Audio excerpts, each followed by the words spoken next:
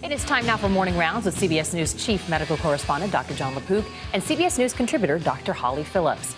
First up this week, the CDC is officially declaring the current flu season an epidemic. 22 states now report high influenza activity, and 15 children have died in this year's outbreak. So what exactly does an epidemic mean? Right. Epidemic is a scary word.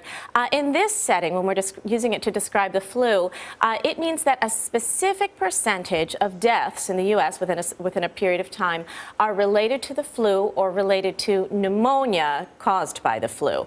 In this case, it's 6.8%. According to the latest CDC data, we've reached that threshold, which is alarming in part because we often reach epidemic levels of flu, but not this early in the season. The season doesn't peak until the end of January or early February. So then is this season severe if an epidemic is somewhat normal? You know, it's a little too early to decide exactly how severe, if severe, the season is going to be.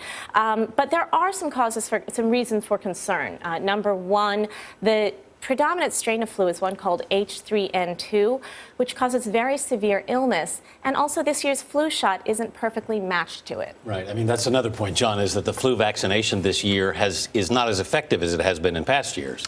Yeah, so about a third of the current circulating strains of flu are well matched to the vaccine, and that may sound horrible, except I spoke to the CDC about it. So you got the third that you're covered for. The other 2/3, you may still have some partial protection from the vaccine because there's been some genetic drift of the strains away from where it was when the vaccine was chosen, but you still may get some coverage. So the bottom line is you should definitely get vaccinated. And the CDC is recommending anybody 6 months and older get the vaccine unless there's some reason not to. It's still better to have the shot, is what Yes. you're saying.